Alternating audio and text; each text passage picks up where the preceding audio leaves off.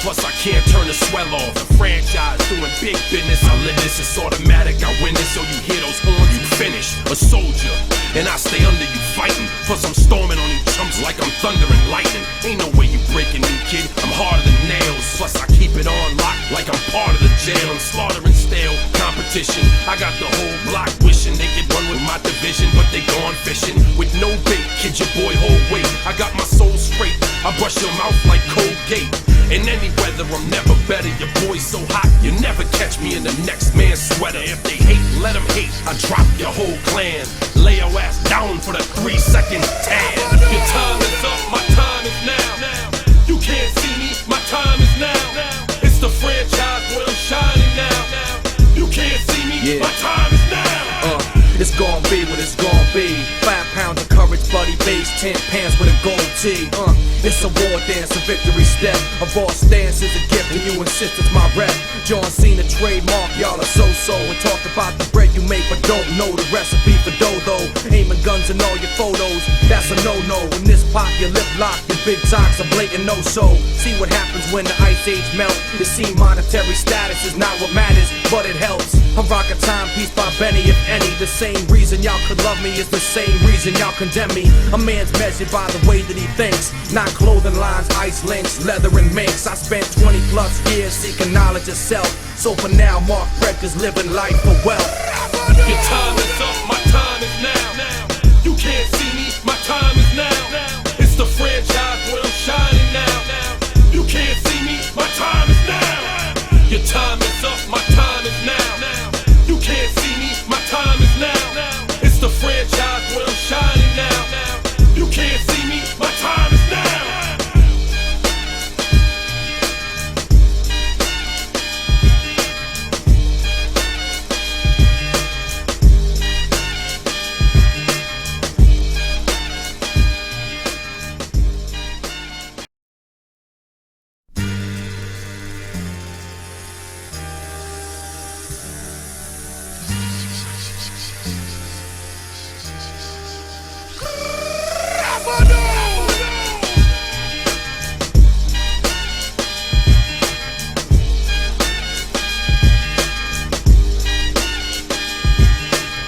Your time is up, my time is now. You can't see me, my time is now. It's the franchise where I'm shining now.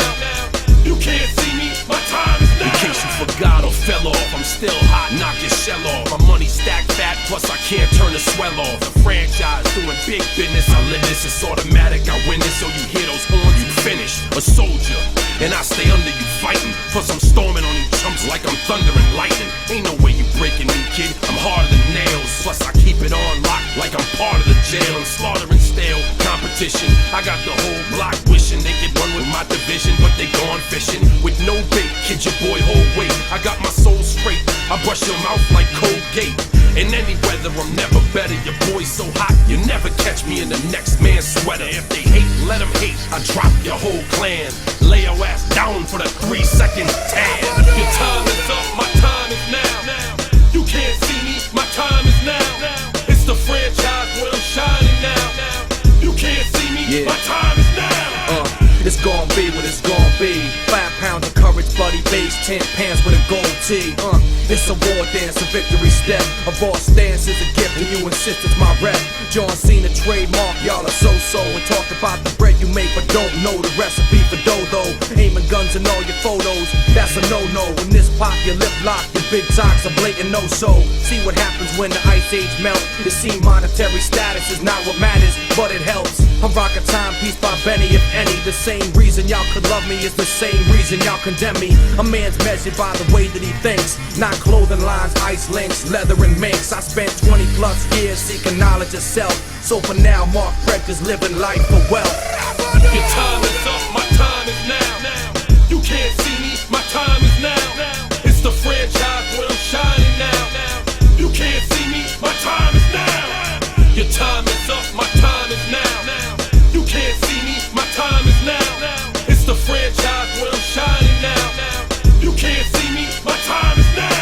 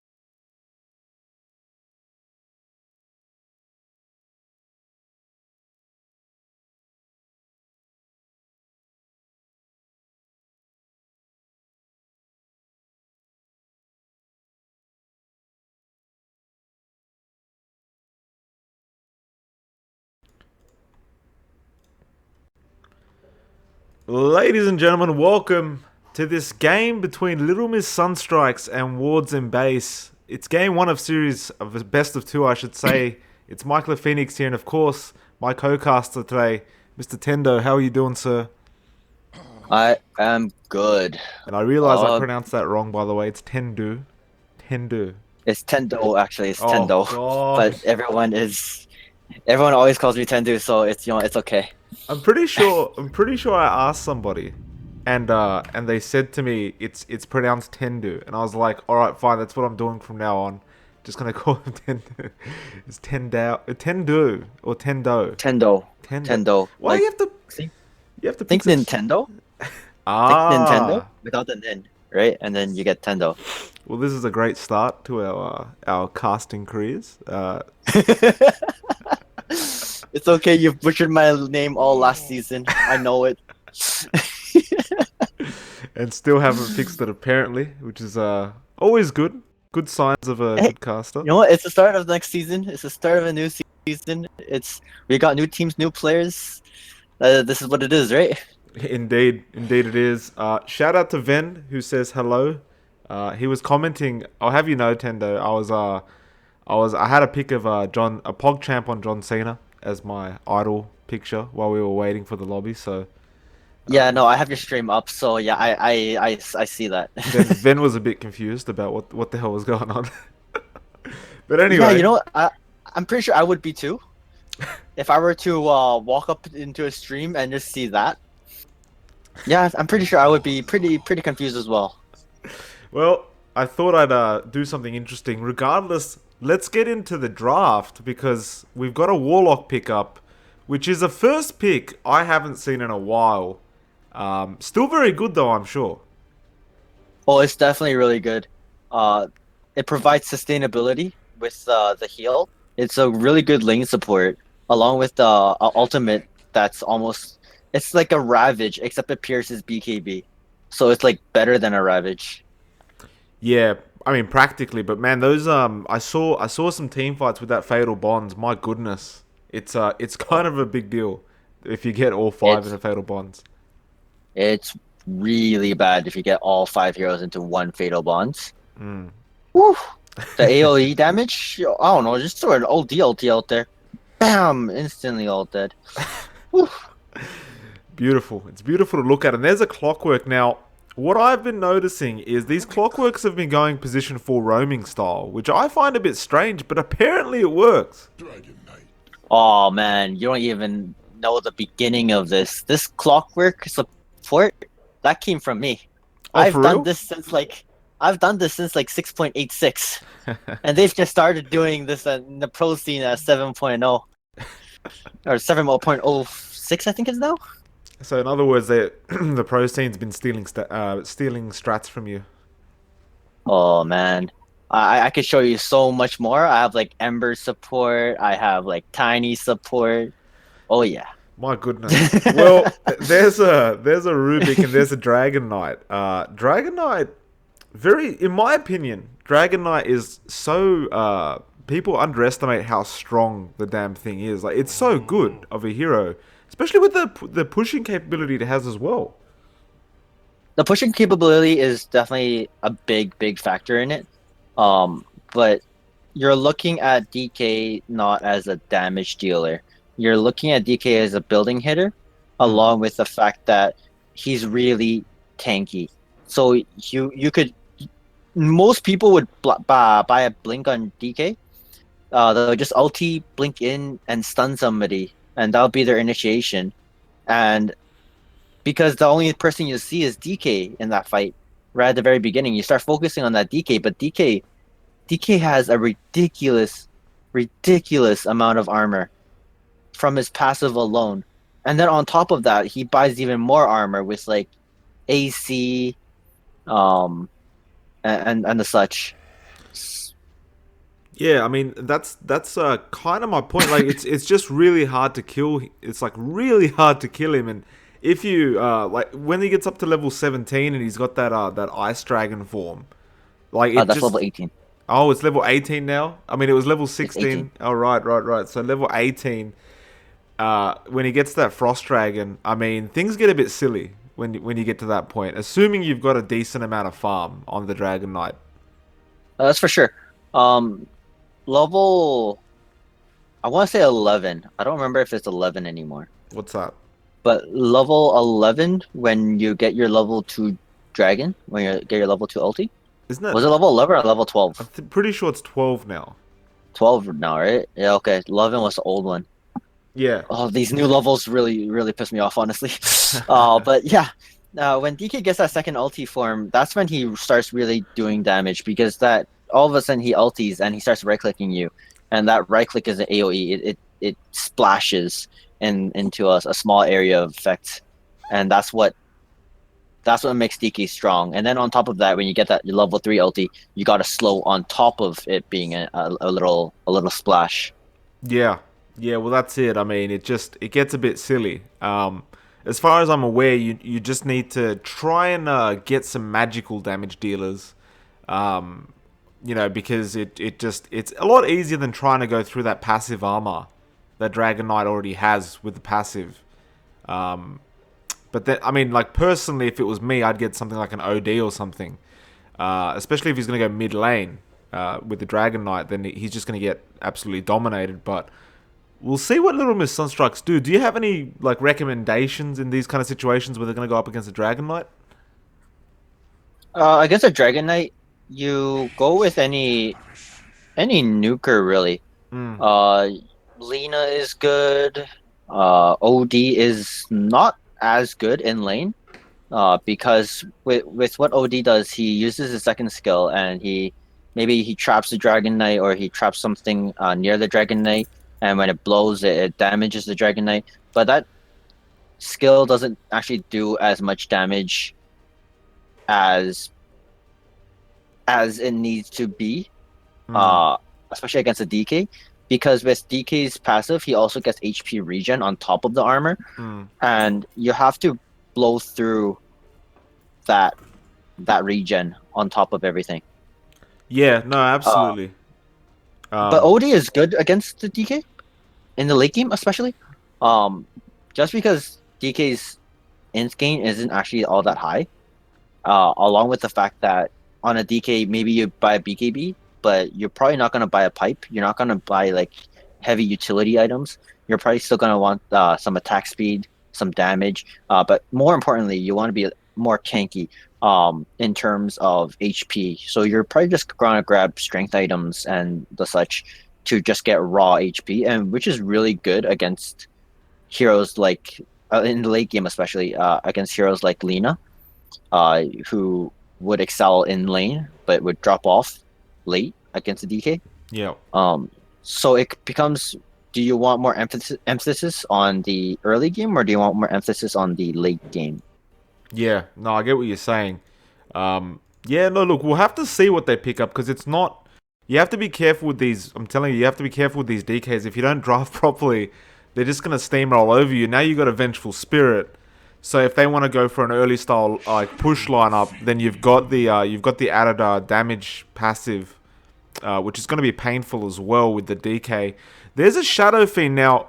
I'm not 100% sure about this, like up against what they're up against, but how do you feel about it? I feel like Shadow Fiend is not bad actually.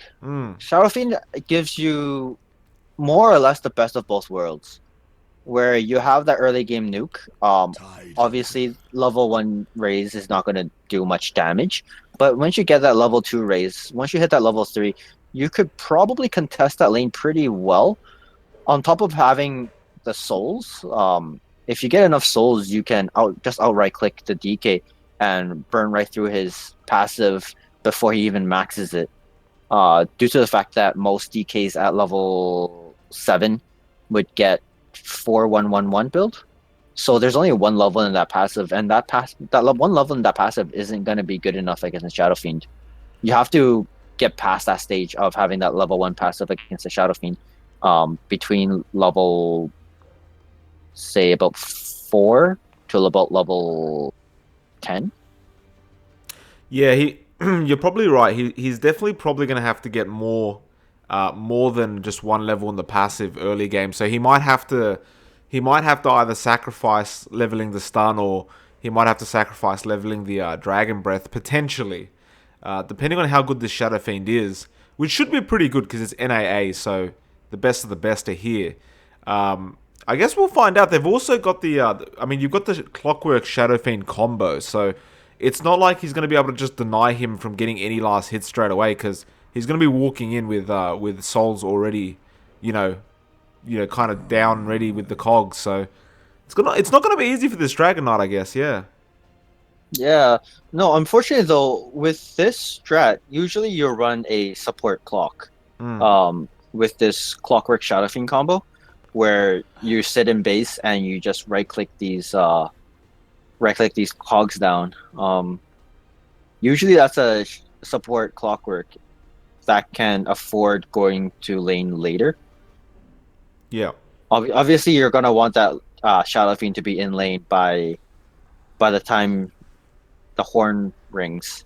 But even if like you sacrifice the bounty rune and you give it to, say, your offlaner, your Shadow Fiend can just get a good block, and probably win the lane off that alone. Whereas if it was a offlane clock, then all of a sudden you're a lot more crunched on time. You can't fail these hits on the cogs, and trust me, it's been done before, where they'll hit, like, say, because you want somebody else to hit the cog first, and then you hit the cog as a Shadow Fiend, and if you screw it up once or twice, then all of a sudden you're not going into lane at a full potential. Yeah. No, that's fair enough. Well, we see the last pickup there. It is a Clinks, so not a bad pickup. I mean, if he gets a good start, if he can get that Orchid, I mean, he's just gonna dominate everyone on the opposite lineup. So it's gonna be a bit painful. They've got good push potential, obviously, with the Dragon Knight Clinks and the Vengeful, and you've got the Golem from Warlock to boot. So they've got pretty much everything. They've got push potential. They've got damage dealers. They're tanky. They've got great team fight. I mean, and there's a Wraith King. My goodness. You're as confused as I am, are you, Tendo? No, not actually. Wraith King is a really good hero here. A really good hero, because they need a frontliner. The weakness of Shadow Fiend is the fact that he doesn't have base armor. His base armor was 0.8, I believe it was. And 0.8, against almost any hero, that Shadow Fiend is going to crumble. This gives them a good frontliner. The Wraith King and the Clockwork, along with the disables from Rubik and your frontliners. You can't heal, so you have to go into lane with your Clink's ulti. You can't just use your Clink's ulti in the middle of a fight, because if you do, that AA is just going to AA blast you. You're going to increase your HP, and then you're just going to blow up because you drop to a certain percent. Well, we're in probably the most important part of the game, the tower defense, or the tower showdown. And, well, the Dire win that one, so maybe a sign of things to come. We'll find out. I'm gonna go through the Radiant, you go through the Dire. Apparently my game's not loading. Now it is, sort of. Alright, so from the Radiant end. Now, we always have problems with these names, so we'll try our best. So we've got we have a Warlock being played by Gorgs, I believe it's pronounced.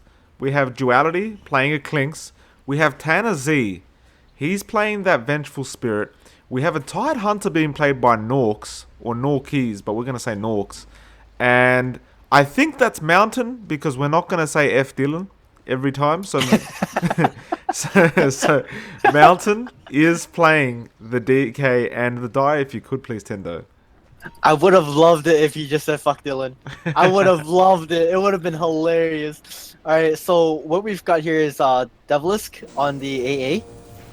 We got the Clockwork played by Jacko. Wraith King on Mr. Matthew? Yeah. Matthew? Sure, let's go with that. On the Wraith King. Door Deity on the Shadow Fiend. And your Rubik is played by Demby. Demby. Alright, well. It's gonna be interesting. They already did the cogs trick, but they only did it once, did they? No, they did it a few times. Twice. Okay, well, I mean, that's enough. He's already got, what, 24 bonus damage already. So, I think he's fine. I think he'll be perfectly fine in the lane already. Well, Yeah, but see, here's what I was talking about. If it was a support clock instead, then the Shadow Fiend could be walking into lane with 18 souls. yeah. Yeah. They just sacrificed the rune, not giving it to. Yeah, this is lagging for me too. Is it lagging for you? Hold on. We chose, it's USC, I'm pretty sure. This is NAA, right? I believe Yeah, so. it is Yes. NAA. Yeah, it's NAA. It's USE. I'm running I can 72 ping. Well, I can It's guarantee packet loss. it is lagging. Yeah. Oh, we're running packet loss.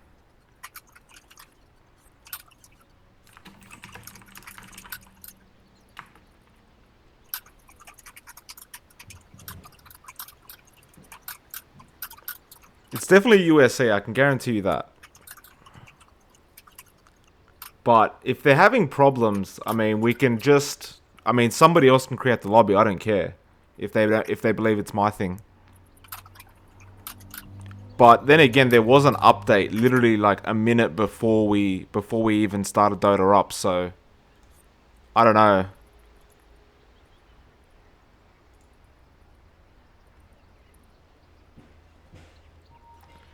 It's Pat is hosting. Thank you very much for hosting me, Pat.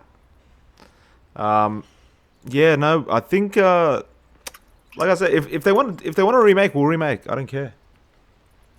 No, they just said people relying on Reddit. Jesus Christ. It's okay, let's go on Reddit. I've confirmed it's USA because I've got 250 ping, so definitely not an Australian server.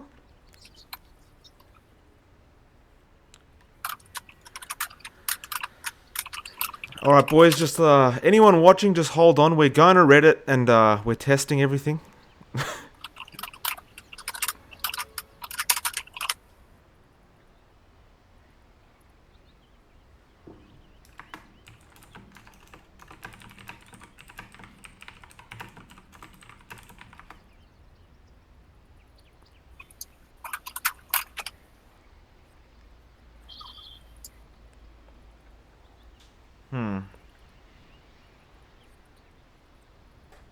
Have we found anything on Reddit?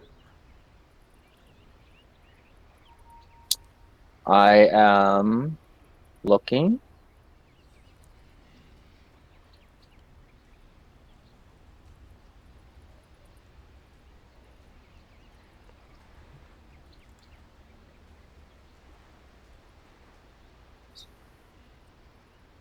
They're asking if they should try again. Well, they're gonna try No, again. the packet loss is still there. Yeah, I know that. I'm experiencing it myself, but I mean, I'm not sure what we can do about it, like, unless they want to reschedule, but I doubt they do. I'm pretty sure it's Dota. Yeah, look at that. Yeah, that's terrible. Yeah, no.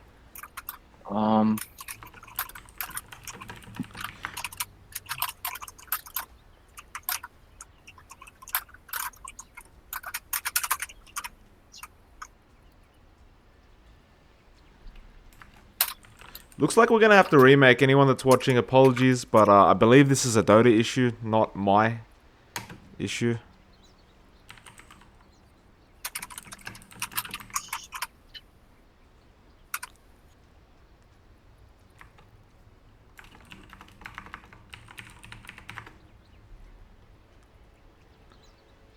Okay, hold on. I'm just gonna jolt down the heroes.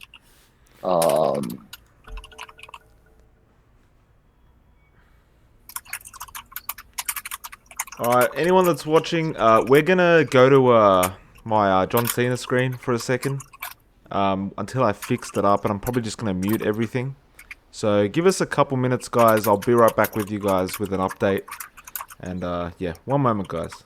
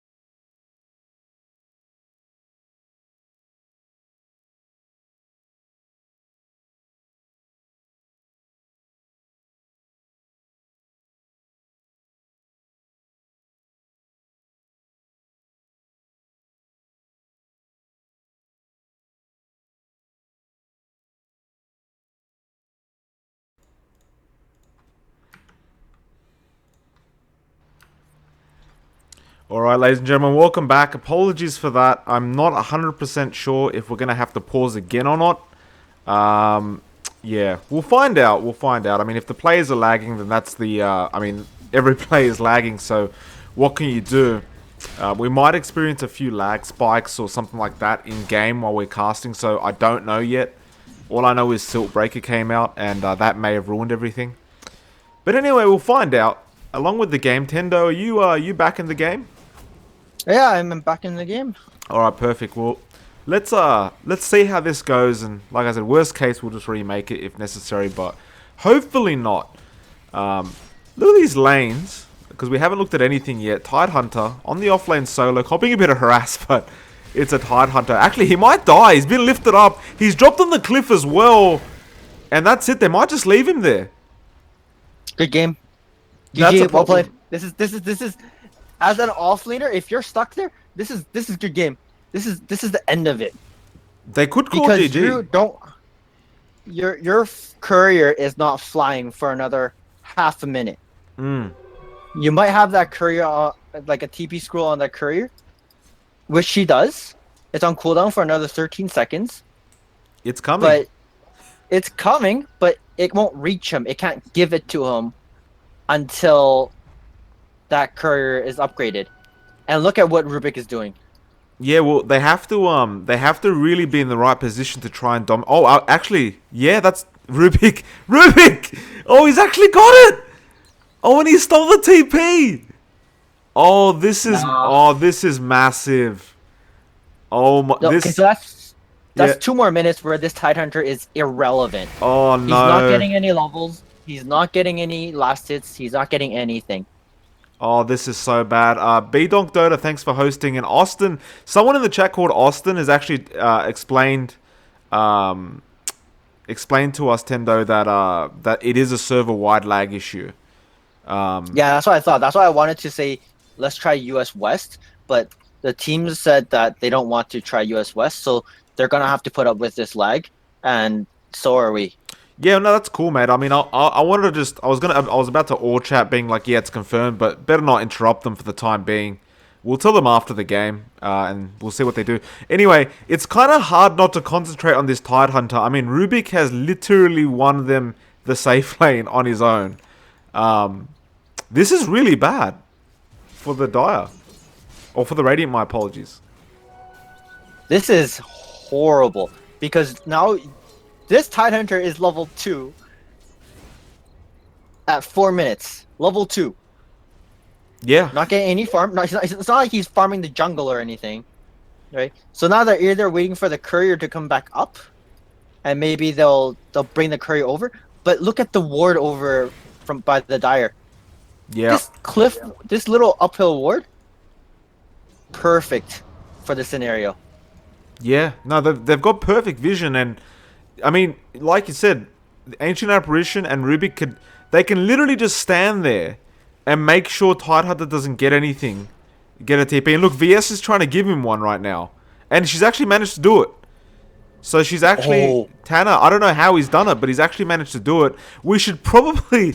I mean, that's the end of that. He's lost a bunch of time. I mean, that was about 2.5, 3 minutes. That's absolutely massive, but it's not too game-changing, as in, like, it's definitely not a game-over scenario, because it's a Tidehunter, right? So once you've got the Ravage, like, you can catch up. Right? Yes and no. We're forgetting to throw in the tilt factor into this.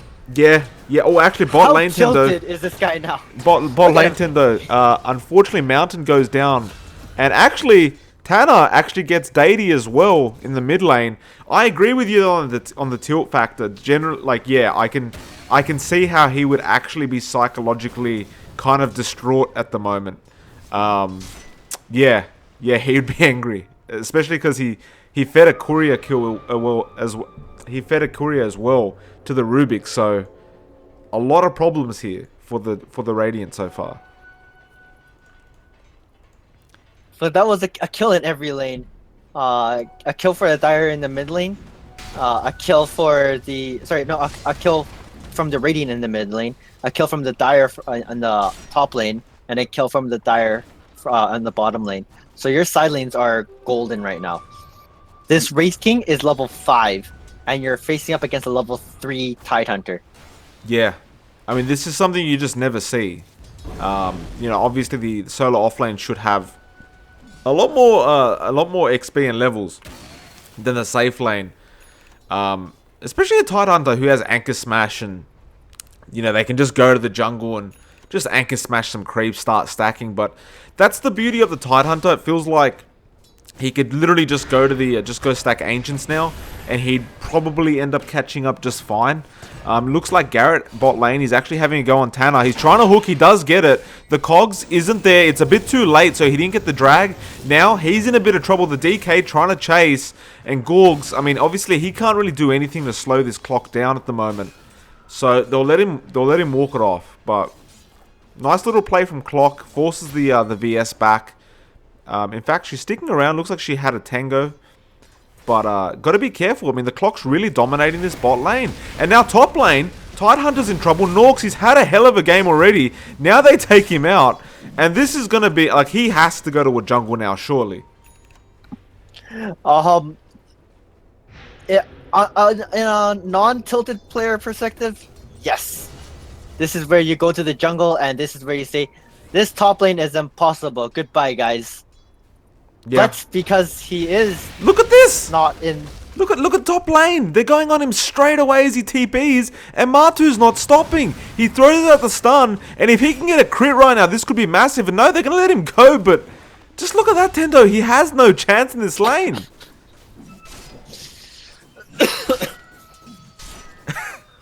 Oh, mid lane. Yep, what's going on there? It looks like, oh, Clockwork. Going a bit far. Does end up getting taken down. Bit surprising he went so far. Even the SF went down somehow. And now, are they going to catch out the Rubik? Demby looks like he's going to get caught out. He lifts Warlock. Oh, he clipped him again. Oh, Demby. Oh, luckily Warlock has a TP, but this man, he's on a mission. He's not even trying to kill anyone. He just wants to cliff people. He's playing the memes. Are we going to start taking bets from the viewers? Like, you know, is there going to be a third cliffing of a Radiant hero? I mean, this man, he knows exactly how to cliff people. It's actually beautiful. It's amusing. It's interesting. It's hilarious. This is Rubik in a nutshell, honestly. Well, I do love looking at it. It's great. It's good to see somebody actually making something happen with the Rubik. Well, so far it looks like the Dire, they're quite well ahead. They've got a 3k lead 10 minutes in, which is pretty decent for a 10-minute game so far. And I mean, yeah, you can put that down to the fact that, you know, Rubik cliffed the Tide and they got the courier kill, and you know, there's a lot to put into that, but you definitely don't want to give someone like an SF and a Wraith King this kind of lead, because it just doesn't. It's just not good news for the opposing team. And there's the spikes again. And Martu actually going to go on VS top lane, and yeah, they pause it because they're getting spikes.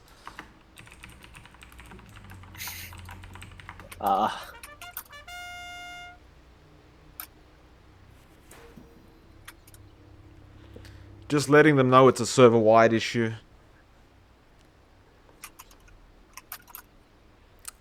Looks like Tanner will end up going down 100% here. I mean, unless he pulls some magic out of the bag. Obviously, this pause has helped him out quite a lot.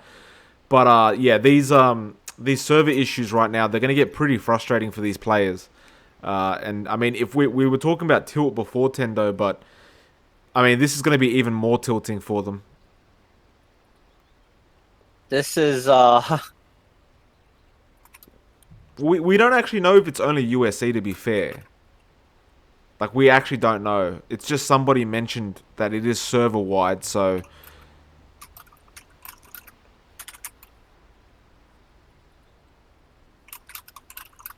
They have to at least play out... No, they have to at least play out this game, surely. Yeah. Hold on. Just, we're not going to start over now. They're 10 minutes in.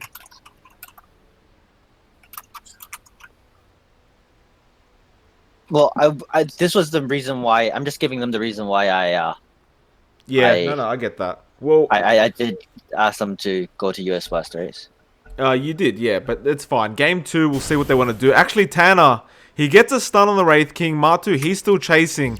And this is a bit of a shame, but he does get the stun off. And, I mean, the lag's incredible. I feel very bad for these players. But he does end up getting the kill, so, I mean, hopefully we see some crazy skilled play in this kind of lag. But, I mean, what we're seeing right now with this really choppy kind of gameplay is what they're experiencing. So, it's painful to look at because I know how annoying it is to play in this lag. This is hurting my eyes. Oh man. It's a bit of a shame, but I mean, yeah, we'll see. Hopefully it fixes itself. Maybe after this game there might be an update of some sort. But as far as I'm concerned, yeah, I mean, Austin confirmed it for us in chat. It is a server-wide issue, so not much we can do about it. But let's have a look and see what's actually going on in the game. 2 top net worths, Tendo, from the Dire. Wraith King is 5.2k, SF is 5.1, and then DK is 4k in the 3rd place. That's massive. That's massive, but what's even more massive? Oh, wait, Tainer. AA has a Tainer, bot lane, he gets caught out, and he's going to get taken down by Garrett. Sorry, what were you saying?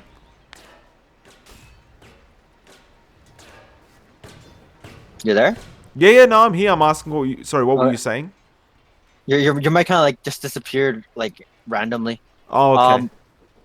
Yeah, no. See, the net worth lead is one thing, and then you look at their items. AA has a Midas, Wraith King has a Midas. So with this new buff to Hana Midas, I guess it got nerfed a bit, but this gold buff on Midas, these heroes are gonna be a lot further ahead, a lot earlier. Yeah.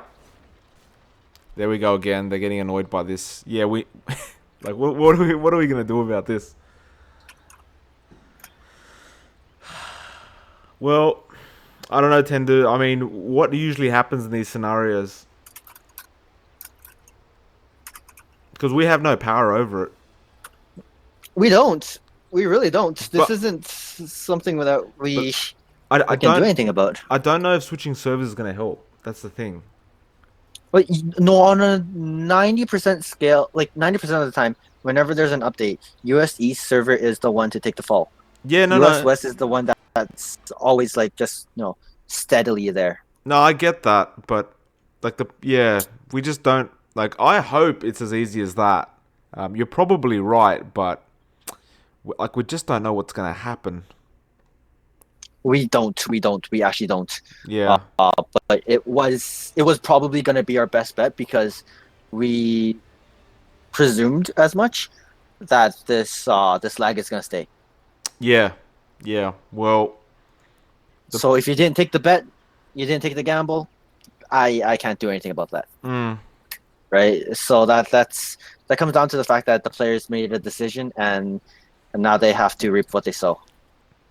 oh, absolutely. I mean, it's gonna be it's one of those things as well. We're 12 minutes in, so we definitely don't want to restart the game. Especially when Dire's got this much of a lead, like it would just be bad. I'm really hoping this lag fixes itself. Has anyone made a Reddit thread about this yet? I haven't seen anything on Reddit actually. If I were to, no. Really? You think this would be like, front page news? You would assume so too. No, it's all I've been seeing is people playing Slipbreaker and how bugged Slipbreaker is, but nothing about the servers. Well, they're going to try again, Tendo. Now, it looks like the lag's currently disappeared for the time being, but I think the players may be under the impression that disconnecting and reconnecting is actually helping, which I don't think it is. It's not. It's definitely not. Yeah. Well, on the bright side, it's disappeared for the time being. So, maybe, if we're lucky, it will stay this way. Or alternatively, we're going to have to put up with it. I don't think we can... I don't think there's a choice to reschedule to reschedule once the game started, is there? Actually, there's a top kill. Matu gets Tainer, but like I was saying, we can't reschedule the game after this, can we? I don't think so. Well, worst Because case, normally speaking, because the draft is already over. yeah, If we were to remake the game, we just go into all pick and we have these heroes up, right? Which is fine, right? But to do that on another day, all of a sudden that kind of demolishes everything that's been set. yeah. Well, it's fine. We'll see what happens. Worst case scenario, we gotta call up one of the admins and be like, yo, what the hell are we doing here? But SF, Deity, he got a double damage and looks like he's decided, screw this, I'm gonna finish this game as soon as possible. And that will fix my issue. It's like, let's just win the game ASAP and that'll be it. It looks like they're going mid lane to try and defend this. There was an Ice Blast that came in. There is a double damage still on Deity, so if he wants to go for a fight, I mean, it's not going to be the easiest fight for the Radiant, but no, they'll back off for the time being. The tier 1 bot was taken. Norks is here as well to try and help out. He does have the Ravage. My goodness, this is so laggy though. It's not going to be easy to take a team fight like this. There's a hook in from Jakku, and he gets, at least he gets Tainers, so they can't really push any further, but it looks like they're going to go onto the mountain now. There's the Golem Drop and the Ravage as well. It's on to 5, and this looks actually still bad for the Radiant. They really can't do anything here. Norks, he goes down. Now they're going to go after Gorgs, and Gorgs, he's trapped in the cogs. He's going down as well. That's 3 men down so far, and it looks like they lost 1 in the Rubik, but it's definitely going to be worth it there, Tendo.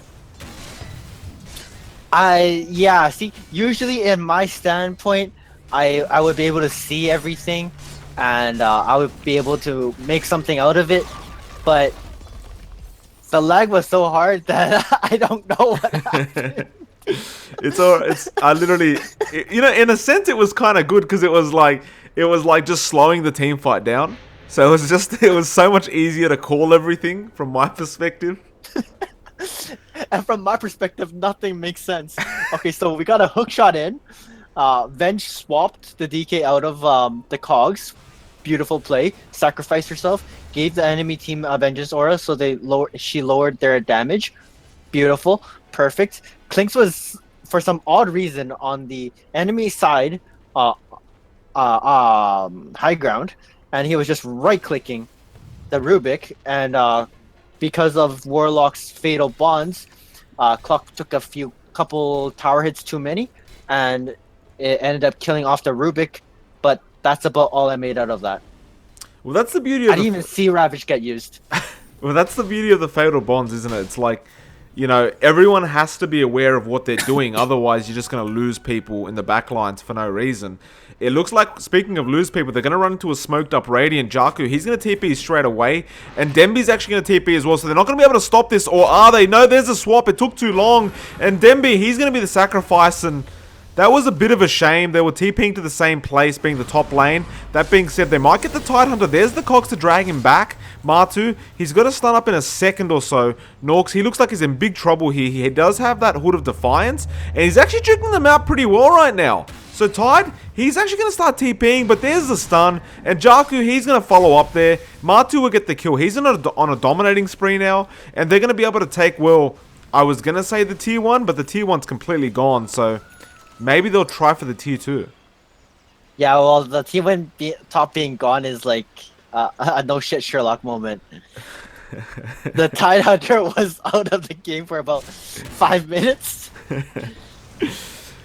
Well, I guess I'll take that on the chin. That's a good point. It looks like the tier 1 bot might be getting taken down. Dragon Knight using the ulti form to try and push this out, but Demby, he's gonna lift the Clockwork, but that's the Clinks, but that's gonna be dangerous. The Ice Blast is coming in. It's not gonna really do too much, but he might be able to get Tanners with the Fade Bolt.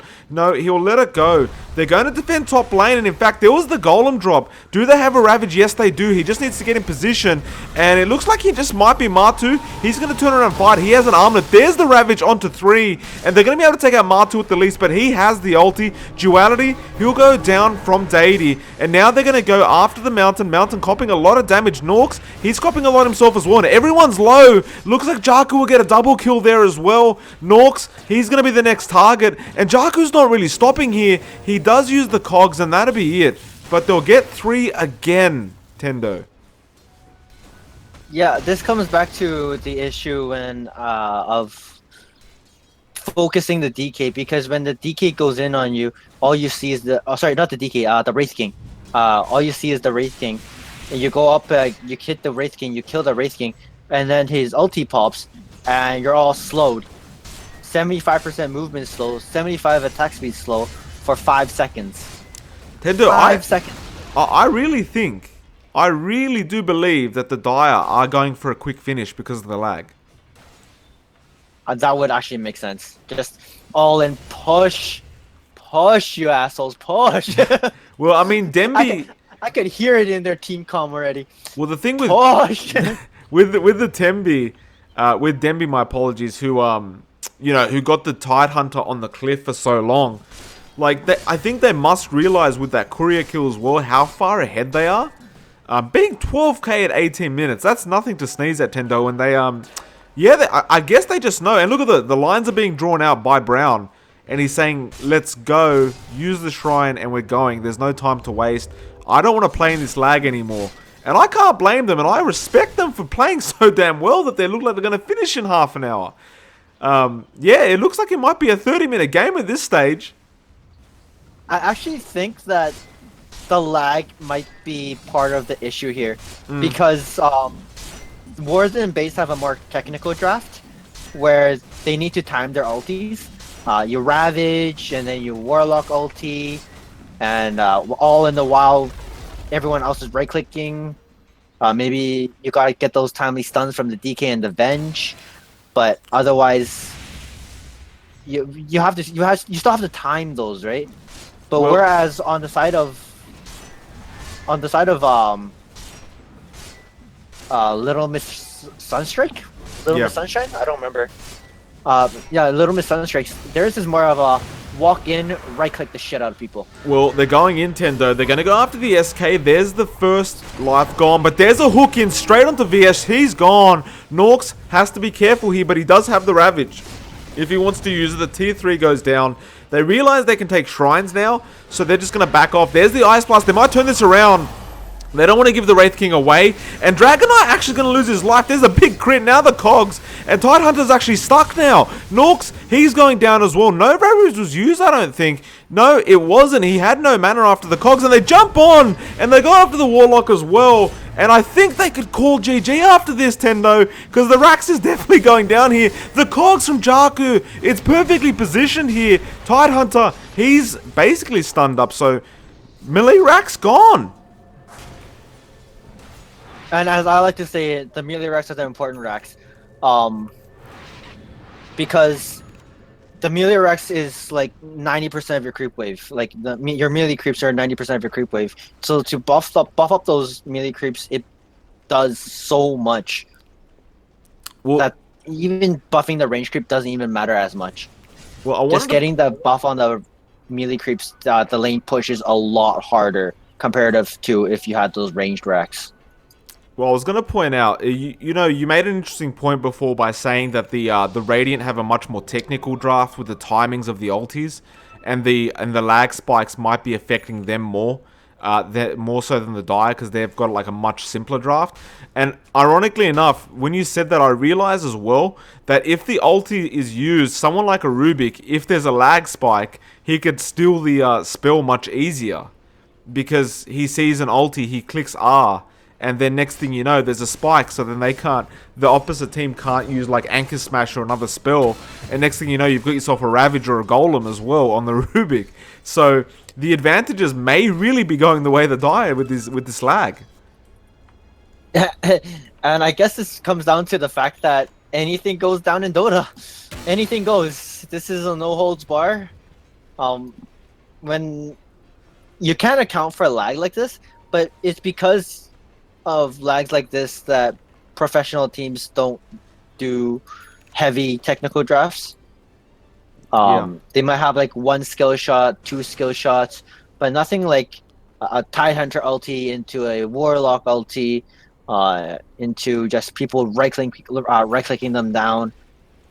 You having that time frame to just delete people, but rather just maybe just a Warlock ulti, and maybe that would be sufficient. Yep. Well, they're going after the shrine right now, Tendo, and I mean, they're gonna. It looks like they might even go after Roshan now. I mean, look, with regards to the lag, oh, actually, is there a team fight going on? They actually found somebody, and it was actually Jakku, but he 4-staffs away. And he managed to get out. Now they're coming in from the sidelines. Dragon Form was forced to be used. Still got a long duration, though, but I don't think they want to take any more fights. Clockwork, he'll TP straight to the shrine, so they're just going to shrine up and go again. And I think now that they know... Well, now that they know Dragon Form's gone, I mean, this is the time to go, right? Well, this is for sure the time to go, because Dragon Form has such a ridiculous cooldown time. Well, it's another 80 seconds at least. He's still got it up, but I don't think the Dire's going to mind fighting with it. It's only level 2 Dragon Form anyway, and it's got about 15 seconds till it runs out, not even anymore. They've found one, and it's a Tidehunter. That's a big target to go for.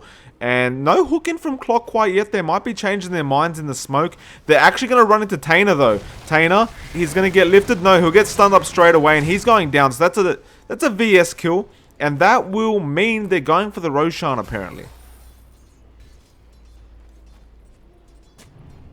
That was really beautiful.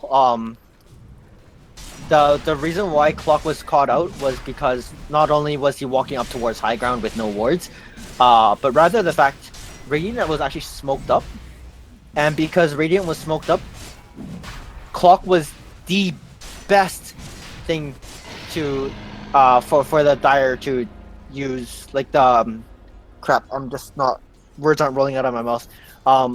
Clock was the best hero they could have asked for to have tanked that smoke gank.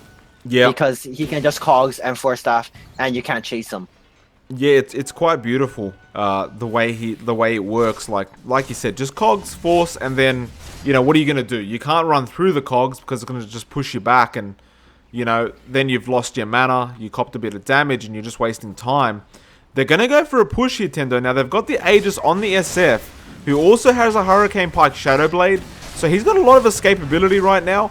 The tier 3 is going down very, very fast. Obviously, the SF hits like an absolute truck, and the Wraith King doesn't hit too hard. Well, he hits pretty hard himself. Almost dies to the tier 3, but he's got an armlet, so he's toggling pretty well. Fatal Bonds luckily hit nobody else, otherwise he may have gone down. But it looks like he's willing to sacrifice his ulti. Norks tries to get it really, but the Gush isn't enough damage, and they might back off here. Yeah, unfortunately, by going to Roche, it also means that DK's Dragon Form came back up. It's about to go down in about 20 seconds, I believe. Well, so then it opens up another window for them to push, along with the fact that because they have melee racks at the bottom lane, the bottom lane is just gonna push on its own. Yeah. If nothing were to disturb that lane. Oh, there's the hook, Tendo. There's the hook and the DK. The stun as well from Matu. And looks like Mountain. That's a massive kill if they can get it. And they do. The Ice Blast comes in as well. Norks, he's in big trouble. The Clockwork won't stop chasing him. But he's run out. No, the 4-staff. He does get the double kill. And the VS gets taken out by Deity. Now Matu, he's going to keep going. There's no buyback on the Tidehunter. And I don't believe Ravage ever came out. No, it didn't. So SK or WK, he'll be going straight to that top lane. He's going to lose his life. But no, actually, armlet toggling. There's the lag, though. So that may have screwed him up with the toggling. But he'll have to deal with that one. They can go back to the racks, considering they have no Ravage on the Radiant end. And I mean, this is just looking bad for the Radiant so far. They've got a Golem, but that's as far as it goes. The lag. Oh, man. I don't even know what to say. I didn't even see Wraith King toggle his armlet. I couldn't see it. I actually couldn't see it. Oh, there's a hook. And, oh, he's actually got three. That's massive in the Ice Blast. Oh, it's all going to connect. No, he'll only get the VS. I did not see that hook. But my goodness, That was absolutely spectacular. That cogs into 3. The Ice Blast barely missed the other 2. Otherwise, it could have been a triple kill for AA. Matu, he's going to make a run for it. It looks like they wanted to try and go for Megas here. And they're pretty darn close. It's only the racks left in the mid lane. And I think they're just going to turn this around. To be honest, I don't think they're going to even back off. They still got the Aegis onto the SF. No, the clock is too low. Clock went phase instead of tranquils, so he doesn't get that HP regen that you normally see on a clock. But now that they've spotted out this DD, maybe it'll just shine up and grab that DD and just head towards mid. Yeah, That seems like the most probable play. Yeah, it certainly doesn't feel like it's time to back off quite yet. I mean, you still got the Aegis. You really don't want to waste that time. Even though they've still got ages to go on the Aegis, but, you know, when you've got a 31k, 32k net worth lead on your team at 27 minutes in, the last thing you want to do is back off and give them any space. There's a butterfly on SF, so he just wanted that item. But this is it, I think. They're going to make the push, and unless the Radiant perfectly time their combinations, I can't imagine they can defend against this. There's just no farm on any of the heroes on the Radiant side. And then this comes back to the fact that the lag spike is not going to allow them to do that. Yeah, well, Norks, he's getting hit up right now. And Dady, he's going to be on the front lines, I think. He's got the butterfly. The lag is back in full force, but, you know, it's not going to stop the Dire at this point. The Radiant, I don't think they're going to bother pausing either. It's do or die this fight. Dady, he's running in first. He's got the double damage activated. And this is going to be a fast racks if they don't do something about it. Norks is running in with the Ravage available, but he only hits one. And it was stolen by Rubik. No, it actually wasn't. It's an anchor smash. The Requiem is down though. The Golem was dropped as well. But Warlock is down. Wraith King, he goes down, but he's going to come back up. Duality actually just gets destroyed. Thanos with the swap, but it doesn't matter. And they call GG. They've had enough. And we'll see if we can solve these server issues prior to starting the next game. We'll find out. But that is GG well played. Game number 1. And I believe that is Little Miss Sunstrikes. And it is Tendo, my apologies. We'll be back. We're going to try and solve these issues. Guys, just stick around with us. It'll probably be about 5 minutes. And yeah, we'll be back with you guys in just a second.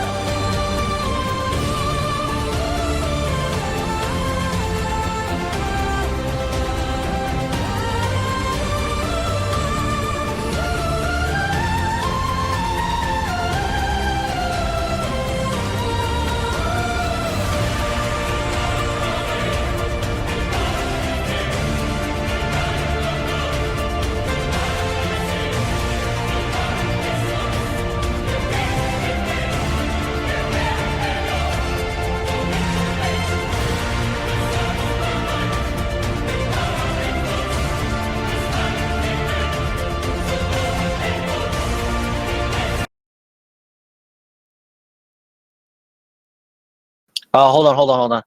I just gotta grab coffee first. Give me a sec.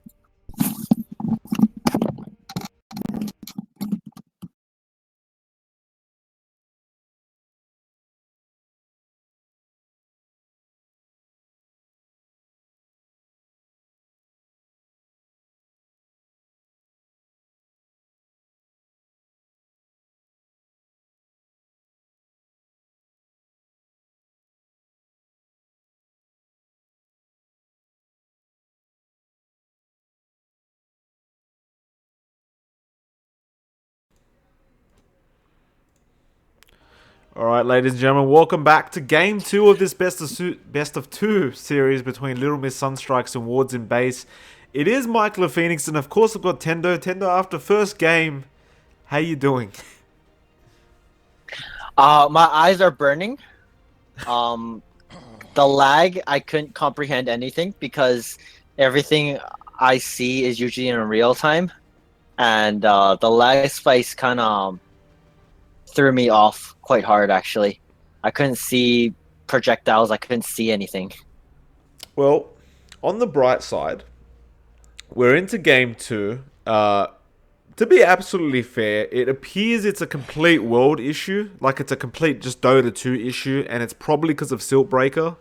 So, which is pretty standard with Dota 2. They introduce like a map, Oh, yeah. like a new game, and everyone loses their minds. So, both teams have the same disadvantage. Every caster apparently has the same disadvantage. So, unfortunately, the only thing it really ruins is probably the viewing experience, and probably people like coming onto the stream being like, "Oh my god, this stream's laggy." It's not laggy. I'm copying the same thing, and it's not my internet connection's fault. But anyway, now that that's over, what do Wards in Base really need to do to come back? Because they pretty much got stomped that game.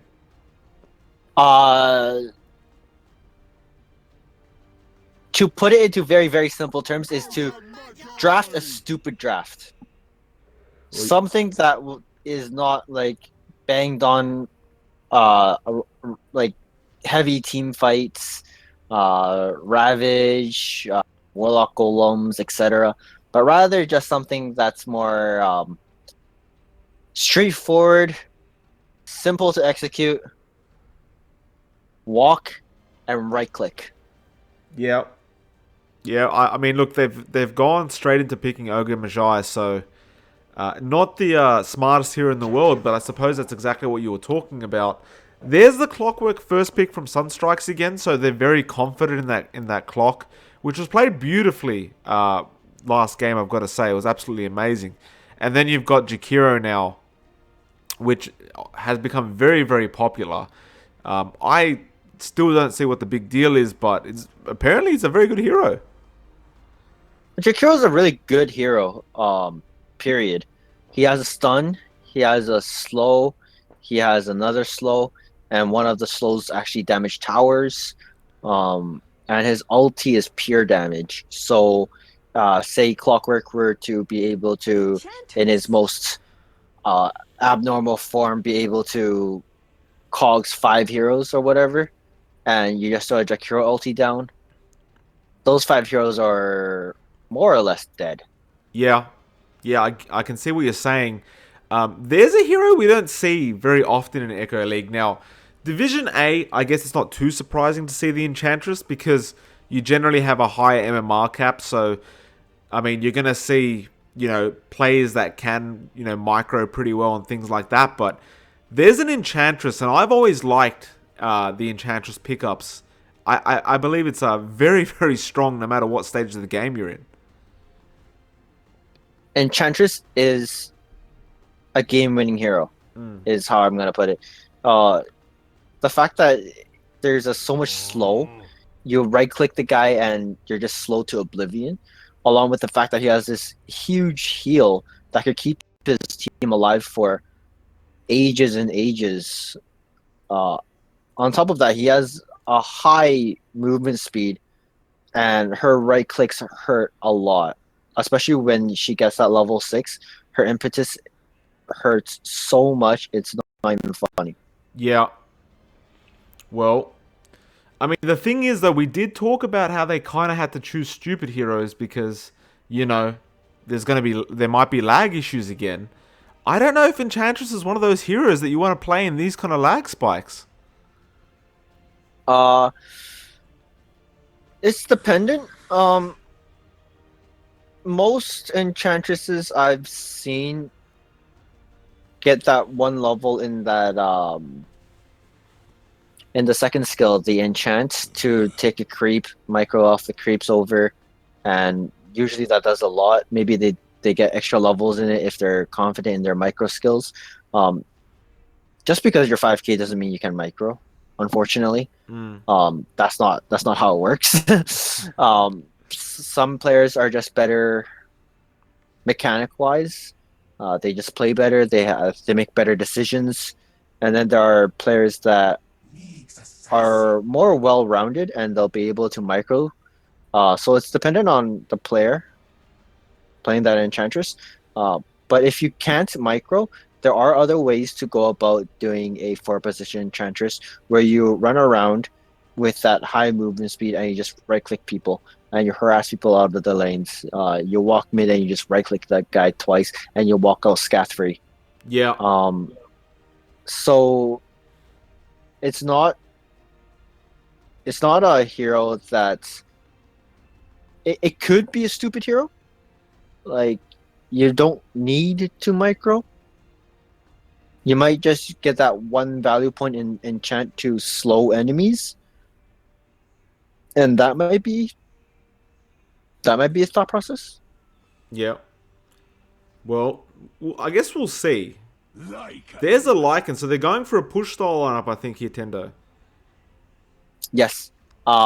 Because let's be honest, as much as they don't want to be playing this game anymore with this lag, we don't want to be casting this game. So I'm very happy about these push lineups and how fast these games are ending because my eyes are hurting. Well, you know, at the end of the day, I don't really mind. I feel bad for the players. That's who I feel bad for. I don't mind too much. It's fine for me. It's for the players. I feel slack because I know how hard it is to play in those conditions. When everything is real time and you're down to a crunch, every millisecond counts, and that's what's really hard about being a player in these situations. But aside from them having these issues, Yeah. Well, it's easy. You said it was easier for you because everything is in slow motion, so calling the shots is a little easier. But on my end, I'm not used to seeing things in slow motion, so half the things like fly right over my head, and I can't even analyze anything. no, I get what you're saying. Like, it's not, you know, I'd still rather it be in you know, in real time, you know, no lag, of course. I don't need it to be in slow motion, but you know, just try and look at the bright side of a terrible issue. There's a Mirana and like a Lone Druid into a Mirana pickup. Lone Druid, we don't see that too often either. Another hero on the opposing end of the spectrum this time that can push pretty well. Of course, they've got the Jakiro to match that as well. And a Mirana pickup, which I suppose offers a lot of early game, especially with the arrow. You can just do a lot, but I'm not sure. It looks like both teams are going for the same kind of style here. I'm picturing a Mirana arrow flying, and because of a lag issue, you don't see that arrow, and you get hit by that arrow for 5 seconds, and that's a 5 second without one hero, and they just destroy an enemy because of it. That could be legit, to be honest. I don't know why, but that's what I see like right away. Right from the start, that's what I see. Jesus Christ. Oh. Well, there's an interesting ban being the Broodmother. That could have been legitimately a pick. They had nothing to stop it really, apart from the Jakiro.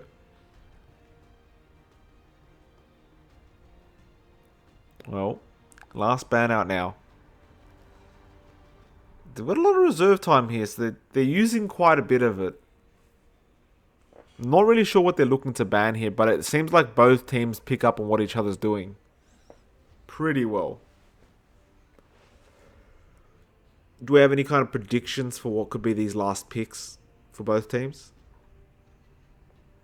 Well, both teams are missing not a mid laner. Okay, so Wards and Base are missing an off laner unless they run that Mirana off lane. So in this case, heroes like usually your offlaner is an initiation hero. But in the case of you wanting to push, maybe this could be a Nature's Prophet offlane. Oh, yeah. That wouldn't be bad. On the side of LMS, they have an open-ended draft where it could be Clock offlane or it could be a Nyx offlane, and the other one, like, it's either one on the offlane and then the other one on the 4 position. That lone druid could be a mid lone druid or a safe lane lone druid. Ooh. Hello. Well then, Yes. I mean, that's I've never seen one in Echo League. I haven't casted an Underlord ever, actually. Our world devourer. Tendo, you're lost for words, are you? oh no, you kind of cut off. You said you haven't casted, and then you just disappeared. Oh no. I've never casted an Underlord before. Yeah, see, that Underlord before was completely cut off, and I had no idea that you finished talking. Yeah. Well, how do you feel about the Underlord pick? The Underlord pick is it's a good pick. It's a good pick. Especially with the passive, being able to hold off so much damage just because creeps die, and the damage reduction is really good. I'm just not sure if it's gonna be the pickup for a push strat. Yeah, we'll find out. I mean, you're right. It's one of those heroes where it's not necessarily good at pushing in any sense, but then it's not the worst either if you think about it. With that a trophy aura, you know, that added damage that he gets. Not to mention in any kind of team fight, you know, every other hero around him is just going to have minus damage. So it's not the worst idea in the world. I see what they're trying to do here. Somehow, I don't know if you remember, but somehow that tower level just got raised by 200 levels. So somebody went and spent some money hoping the lag would be fixed. Throw money at Valve. Hopefully that works. Well, on the bright side, from what I'm looking at right now, there is no packet loss. Yes, indeed there isn't. So we might have a real game on our hands. I'm going to go through the Radiant draft. You go through the Dire. So we have Gorgs. He'll be playing that Enchantress this time.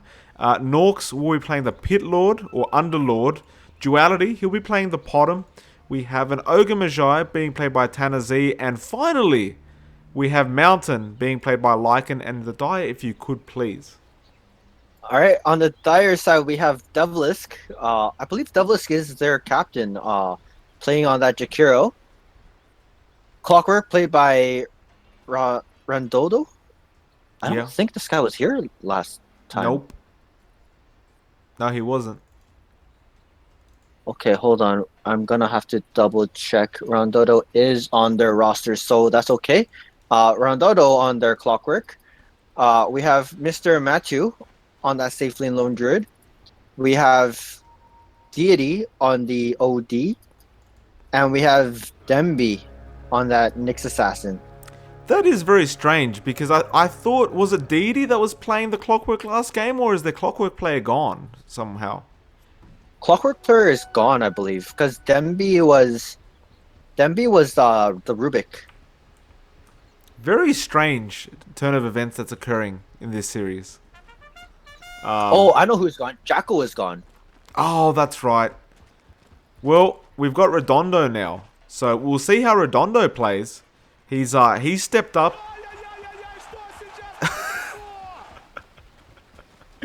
What the hell was that? Valve isn't gonna fix that crap until like the international is actually on, and then they're gonna fix it because everyone already spent their money. Demby, he's gonna try and harass Norks a bit, but it's an underlord, and you probably shouldn't even try. And he hasn't even got a trophy aura yet, so once he has that, I mean, it's gonna be kind of silly to try and harass him. Not gonna. It's a good off lane, it feels, for the Radiant. Oh. It's really good, but at level 1, I don't see it doing too much. It's a tanky hero. It has 3 armor, 700 HP, and it could prove to be enough because that bear is falling pretty low to this Firestorm alone. This level 1 Firestorm. Oh, Gorgs is coming in. He's got a Centaur as well. Demby, he's in big trouble here. He doesn't have the Spy Carapace, so he's going to have to make a juke for it here. But Demby, he's stuck. He's trying. Oh, that's a beautiful juke from Demby. I think he might have actually gotten away. What a stun! A double stun, and I think he's gone. Oh! Oh, that was a god play. Wow. You don't see that every day. They're trying to make something happen, and Norks, he did not use the Pit of Malice. He did not use it, Tendo. He held on to it even though he had it. And Demby.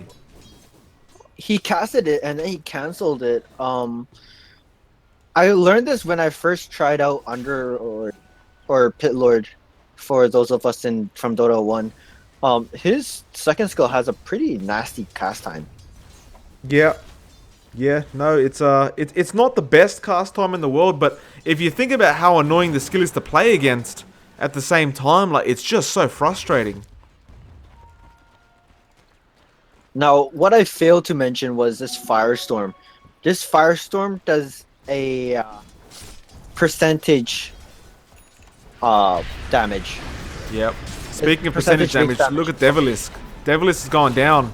Gorgs gets the first kill, or the first blood. And actually, bot lane, we have to keep an eye on that one as well, Tendo, because Redondo, he's getting ignited up right now. But you were saying, yeah, the percentage damage for the Firestorm's pretty good against the bear. It's really good against the bear. Not Lone Druid as the hero, but the Spirit Bear. It's beautiful. Look at this Spirit Bear. Spirit Bear was just sitting in Firestorm, and he lost half his HP already. Not to mention the fact that, like, it's a very low cooldown on the Firestorm as well, so as long as Underlord has the mana, and he just keeps using it, I mean, the Spirit Bear, it's just not going to last at all in any fight. It's not going to last, and on top of that, the Enchantress actually got the last hit on the first bear, and this is the second bear that's been summoned already. Wow. That's and a bear bounty is 300 gold. Yeah. So that's, in a sense, that's first blood on top of like another kill on top of that first blood for the Enchantress. So this Enchantress is probably feeling pretty good. Well, the bear's about to go down. 90 HP, Tendo. Nope. It just got resummoned. I mean, like you're saying though, it's going to be extremely hard on this lone druid, and the thing is, you'd think to yourself, oh, I'll level the bear up. It'll get more HP. It doesn't matter. Percentage-based damage. So it's always going to be doing the same damage to the spirit bear. It's just going to be a real pain for him, and it was actually, if we think about it now, it's actually one of the perfect counter picks to lone druid. And it's because we don't see Pit Lord that often, and that we fail to remember these kind of mechanics. And probably on the side of Little Miss Sunstrikes, they probably forgot about it too. And then when they saw the Pit Lord, they're like, "Oh, it's just a Pit Lord. He's nerfed. It doesn't even matter." And then he kills off your bear twice, and you're sitting here trying to figure out what the hell is going on. It matters, alright. And then, speaking of the thing you said about, Underlord being nerfed, someone even in the chat, it was Expirituangel, he said, GG, oh wait, Underlord is nerfed, XD. Well, he's, once the stream catch ups, I'm sure he's going to find out it's not that nerfed. Tanner Z, he's in big trouble bot lane, the Ogre. I think he's going down here. The Battery of Soul is enough to do the job, and A good little kill on the offlane for the dire end. This is something you have to be careful of if you're playing as a support against a Clockwork. A Clockwork can kill you at level 2. Probably. Yeah, And absolutely. that's a probably because maybe he won't get enough right clicks in.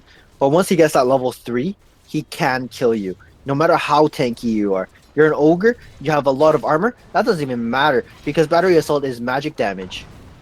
Yeah, and he's level 5, so he has absolutely no issue, and it's only going to get worse once he gets the hook shot. There's a bit of mid-action here, Enchantress coming in. The arrow missed from the bottom. They do slow down Deity, and it looks like OD actually turns around trying to fight this one. They're going to take out what looks like the Fury Bear. Redondo's there as well to try and help out, but he hasn't got level 6 for the hook, so we'll see how it goes for him. He's actually going to run up and get the cogs. The Battery Assault is there. He hasn't used the cogs quite yet. He's still chasing Duality, and Duality holding on. No, he actually doesn't have the leap, and no cogs used even. Not necessary. It looks like Redondo, he was waiting for the leap to be used, but actually finds out he doesn't even need it. Yeah, not using the cogs there was a brilliant decision because if the Mirana were to be able to leap, and you cogs, she leaps, she gets hit by the cogs, but she runs out. You have to waste the time to right-click your cog and walk towards the Mirana, which would, in most cases, actually save the Mirana. Yeah, well, oh, actually a kill we just missed out on Deity. Didn't even see that one, but it must have been a good arrow connected, and yeah, it appears it was, followed by the Ignite and the Fire Blast. So that's a pretty standard kill. Actually, it's Fire Blast into arrow. Ah, never mind, Fire Blast into arrow. Tendo, I'd like to get your attention back on that Spirit Bear because it's currently 400 HP. The Underlord, he's got a Soul Ring now, so he can continue to spam that Firestorm, and nothing's ever gonna. I mean, it's completely screwed for the Spirit Bear. It's screwed at the same time. It's not too screwed. Oh, it's screwed. It's one of Look those at things that. where. Well, it looks like Devilisk in trouble. Gonna go down here from the Enchantress. Does very well for herself. The hook in though from Redondo. He's gonna go in. The stun misses from the Nyx. And Gorgs, he will go down to the mana drain. So it's a good little return kill. And they're gonna keep chasing here. If they can get Norks, it'll actually be massive. They need some more mana on the Nyx. He does have a Mango. Hasn't used it quite yet. And he actually gives up on it. The Battery Assault was wearing off anyway on the Clockwork, but they could have cogs, so I'm not sure about that play. Well, the thing is, neither Nyx doesn't have mana to stun or mana burn or anything, and without the Battery Assault, Clock does no damage. So, and the Lone Druid is kind of like off on his own because he's so low. In which case, even if he did cogs, it probably would have just led to his own death from Firestorm alone. So that's probably the better play to just have let the Pitlord go. Little did they know, of course, that Pitlord actually had no mana and his Soul Ring was on cooldown. Yeah. I just had a look at the chat. Mossy Dota asking why the HUD I have up says Season 1, which he is correct. I didn't even notice I was still using the old one. So I took it down. It's Season 2. Don't worry. Don't panic. We're still fine. And we should note, Tendo, there's no lag. Still. There's no lag. This is why I'm able to talk. My brain is actually functioning from actually seeing things. Well, I was going to say thank you very much to Mossy Dota, who's hosting us now as well. Arrow attempt in mid will miss, and Duality, he's very low HP, so he has to be careful, because OD obviously deals a lot of damage quite fast, and he's actually gone for the maxed Arcane Orb build. So he's leveling the Astral Imprisonment later on, which, I don't know, it's a bit interesting. How do you feel about that one? Well, the problem with that is the fact that your Astral Imprisonment has the shortest range. So if you were to highlight, if you were to just click on OD and you just hover over the Astral Imprisonment, just look at that cast range. Not to That mention the cast range cooldown. is non-existent. The cooldown isn't too much to worry about, comparative to the cast range, because you're probably never gonna hit anything with that cast range anyway. Yeah. Well, Speaking of mid, they're gone on. The arrow does connect on Deity. Now the Ignite, the Fire Blast as well, and Gorgs is there. He'll actually get the last hit for himself. And it's not the worst hero to give the last hit to naturally because it's an Enchantress, and she does end up going pretty well late game. But I've got to say, Gorg's doing a lot of work on the Enchantress. And now this is one of those players that knows how to micro. Like we said before, 5k doesn't mean that you can micro. Well, he's actually come top. And the Firestorm is on the Spirit Bear and the Pit of Malice as well. They use the ulti on the Pit Lord to try and get out of there. Is it going to be in time? No, it's not, but Nork should be able to get out himself. So he tried his best to save Gorgs. They almost took out the bear. The bear was literally one attack away, and he had to resummon it on... Like, Martu is just continuously resummoning that bear. Like, he's just being so careful with it right now, and he's going to be careful again because Underlord's TPing top again. But yeah, I mean, Norks, he tried his best to save his mate Gorgs, but it just did not work out for him. Mid lane, I was going to say, arrow hits, but it was very short range. It's kind of showing us a bit of the future here, Tendo, like what's happening with the bear. Things just aren't looking good so far for the Dire, in my opinion anyway. That's still okay, because even though the Firestorm might take out like half the Spirit Bear's HP, 3.2% for 6 times. What is that? I don't even know what that is. It's pretty substantial, apparently. Well, we won't. So about 19%. 19%. If in which case it's enough for the Spirit Bear to actually do enough, because this Lone Druid is going for that Radiance build. So the key is just to make the Enchantress miss, because Imp just can miss. For those that don't know, and this Lycan needs to be able to right click to do anything. Mirana has a double Starfall if she gets there, but so that's still okay for the Mirana, but the Lycan, the Radiance is going to screw around with the Lycan and the Enchantress a lot. Yeah. Yeah. Well, Norks, he's been found out here. Redondo. Not doing... I mean, I don't mean to pick on Redondo whatsoever, but definitely not doing as much as we saw Clock do in the first game. But maybe this is a different strategy his team's using. Again, we see the Firestorm top lane, but, you know, what can you do about that? That's just going to happen. They're pinging out Norks, and I think he's getting some help in the backlines. Yeah, Tanner, he's there. He wants to have a go on Martu. Martu, the Ignite is onto him. Can they get close range to get a fire blast? No, they can't. Redondo is there anyway to help out if necessary. And in fact, Demby's there as well with the Vendetta. He hits Tana, and it's actually a bait from the Lone Druid who's baiting at the Pit Lord, and Tana will end up going down. He does get the multicast on the Fire Blast. Now Norks, he ulties away again, and can he get a kill? Yes, he can. He gets one on Demby before he leaves the building. Oh, what a mistake. Nyx had spiked Carapace and he didn't use it. Ooh. That's a big one.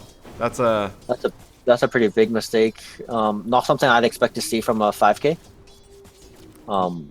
Because generally speaking, you should know your heroes if you're playing that 5k. Well, we saw if you're playing as a 5k. We saw Gorgs just take down Martu, and then Redondo now mid lane. He's gonna go on Duality, and Duality's going down as well. His leaps are a bit off the mark at the moment.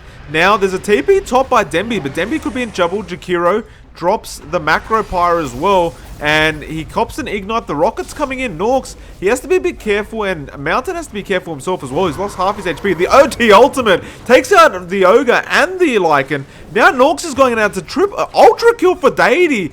My goodness, he just came out of nowhere and just took the lives of everyone. He really wants that Enchantress. At the very least, he's going to get the Wildling Ripper. So that's one side of things. Can he get Gorgs? No, he can't. Gorgs realizes he has to TP the hell out of it now, but OD showing his strength. That was really good because at level... the steal duration is 80 seconds no matter what. But because he maxed out Arcane Orb first, that's a 4-int steal per hit. And by killing off the Mirana first, when he goes top, he has enough stolen int for his ulti to actually do quite a bit of damage. and that's what killed off most of the heroes. I mean, yeah, Ogre went from basically full HP to 0 straight away. So we know Ogre has no chance against the OD ulti. And in fact, Ogre, he's going to get caught out. So Tainer, he's in the cogs right now, but there is a Potom trying to help him out. Redondo might actually have to back off, and it's just lucky that Duality was there to help out. He's got an arrow in a second, but I think Clockwork's just too far now to have a go at. But still, things are going well. Oh, speaking of well, Deity just comes in, and they'll have to force themselves back a bit. But it seems like the real menacing hero on the dire end appears to just be the OD. He's the real scary one. Whenever they see him, they just make a run for it. Well, when you see an OD get an ultra kill on your team, yeah, that's a pretty normal, pretty normal reaction, I would say. Yeah, well, that's fair enough. I mean, that's generally what you should be doing, getting the hell out. But look at this, Mountain. He's not scared of Deity. He wants to have a go. He has an Invis rune right now. He uses the ulti, but it needs some help. There's nothing there. And he's just wasted his ulti, I think, because, I mean, nobody really stunned up this Ogre. They're actually going to get Clockwork instead, though. There is an Astra onto him, so he's safe for the time being. Gorgs is there, though. He wants to kill Redondo. Hooks in, actually. Can he get some cogs off? No, he can't. Mountain's still chasing, but they got the kill on Gorgs. And looks like Mountain might actually die. No, he backs off in time. No, Deity's still chasing. He misses uphill. Can he get the last hit? He's got that. That Shrine's really healing up Mountain quite a bit. And the armor toggling, of course. Now Duality, he stuns him up with the arrow OD. Could be in a bit of trouble here. He's the ulti. He gets the kill. And now Gorgs, he's going to try and get something happening here. Deity, he's going to get the Astra off in time. And TP's out. He's styling all over them, Tendo. And he'll get out of there. Under the Ancients of the Radiant. That was beautiful. The cogs positioning. The OD force staffing himself, or well, in this case, it's a Hurricane Pike, but he is on himself, so it's more like a force staff. He force staffed himself to a range where Ogre couldn't reach him, meaning that Ogre couldn't stun him. And we call it style points, and because it looked so flashy, it looked so nice. But in the reality is, if he didn't Hurricane Pike there, he probably would have been stunned and he probably would have fallen. If cogs weren't placed in that specific position, the Ogre probably would have been able to walk up, and the OD would have been stunned up and probably would have died as well. Oh, it was absolutely spectacular. It was flashy, but on top of being flashy, these are the things that most people in lower brackets don't see. It's the fact that it's not just flashy. Well, it's efficient. Yeah. Well, we see Deity actually takes out Tanner. So, unfortunately, Tanner is just trying to get some wards up, but doesn't actually get any down, and he loses his life as well. So, very unfortunate for him. You are right in saying those kind of plays just aren't things you see in the lower kind of MMR brackets, and you know, in the sense where it's just one of those things where they've done it so many times at that MMR level that they're just, you know, they just know what to do. And it's style points. It's a bit of a show-off move. It's a good little BM against the other team as well. Well, actually, Martu making a chase for the Potom now will back off. But Lone Druid, he's getting close to his Radiance as well, Tendo. So this could be a bit of a changing factor for the Lone Druid once he's got that Radiance up. Oh, once that Radiance is up, see, the Radiance Bear, this build came from Bulldog, Admiral Bulldog, who used to play for Alliance, and he himself has said this, and I hope most teams do listen to this. When you get that Radiance onto your Bear, that is your peak. That is your first and foremost peak. All your other peaks do not compare. So when that Bear gets that Radiance, I'm assuming and I'm hoping to see a 5-man push. Well, Tendo, I've got to interrupt there because there's a big team fight. Double stun and the hook from the Clockwork. Duality's almost down. They get the Nyx at the least. No, sorry, the Ogre. Duality, he actually gets out. The Underlord saved him. Devilisk, he almost went down himself. Did you see that? That was amazing. The only reason why Potom survived is because she left out of the cogs.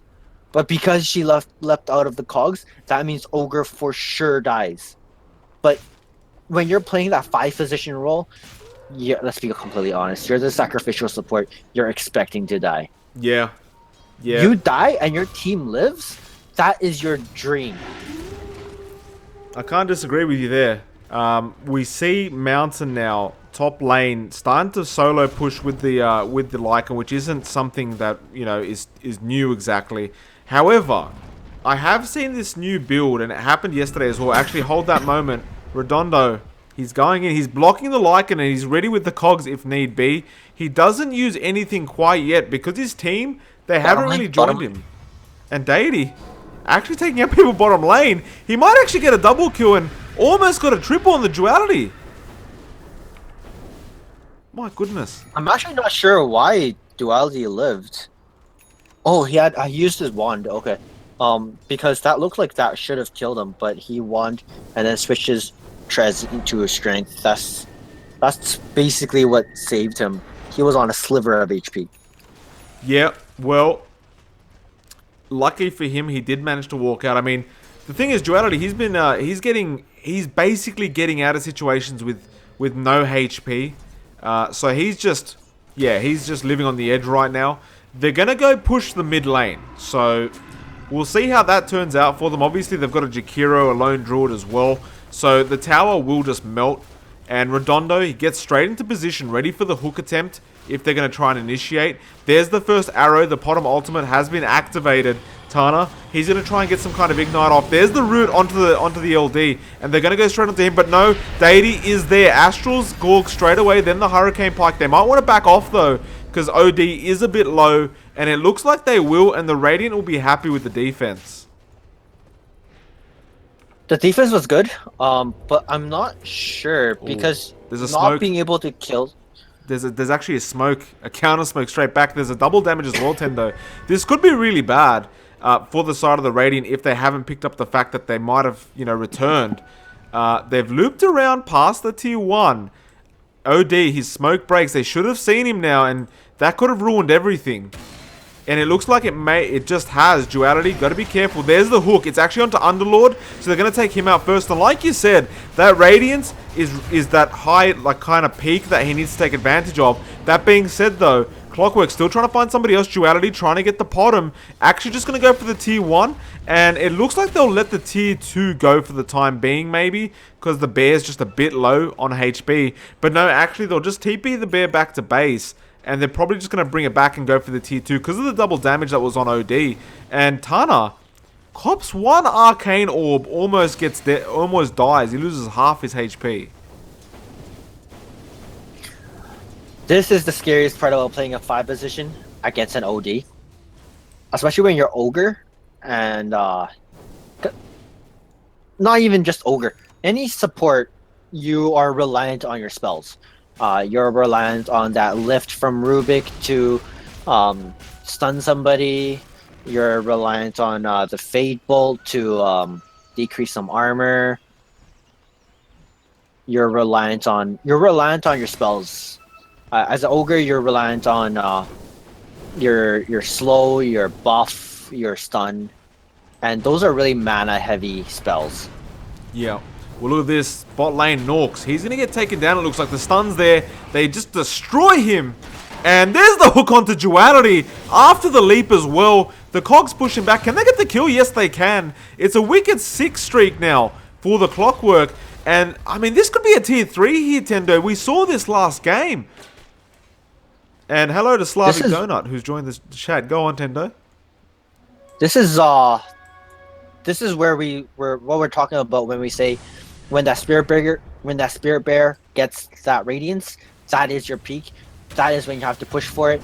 If you don't push for it then and you're split pushing the map, you're farming, you're doing it wrong. Well, Tana has to be careful here. OD dealing so much damage. He could drop the ulti, but he just chose not to. He's just going to keep stacking up the int. He's apparently got 48 stolen int, and it's just going up very fast. There's the cogs. If he ults right now, everyone's probably going to die with this much int. Tana gives him a bit more. Tana's basically on no int right now. Bottom throws an arrow. They're trying to slow him down, but the Astral's there, and nobody's dead quite yet. The macro power's dropped. There's the OD ultimate. He takes out 2. He's going to go for a 3rd, even a 4th maybe, and I think they might have to call GG here on the Radiant. 1 Rax is down, and they can keep going here if they really want.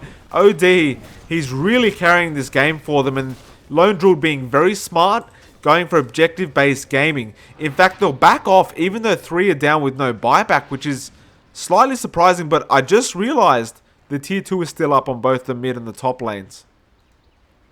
Yeah, so there's nothing more you can accomplish here. And maybe it's a good thing that Warzone Base didn't have buybacks and they didn't expend those buybacks, because if they did, they would have bought back for nothing.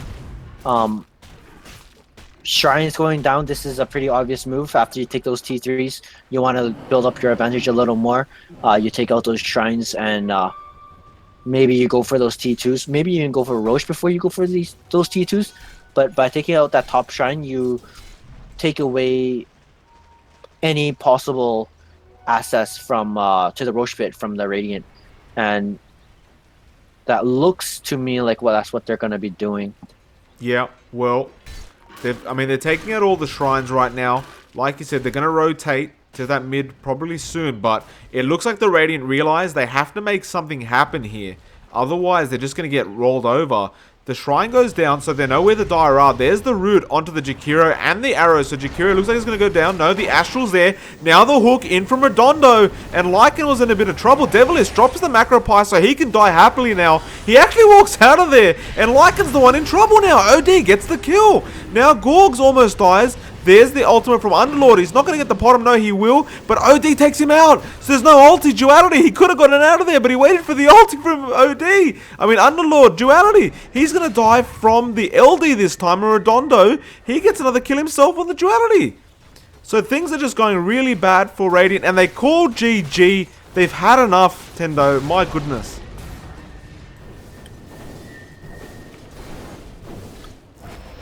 It comes down to the fact that maybe Pitlord didn't do it enough.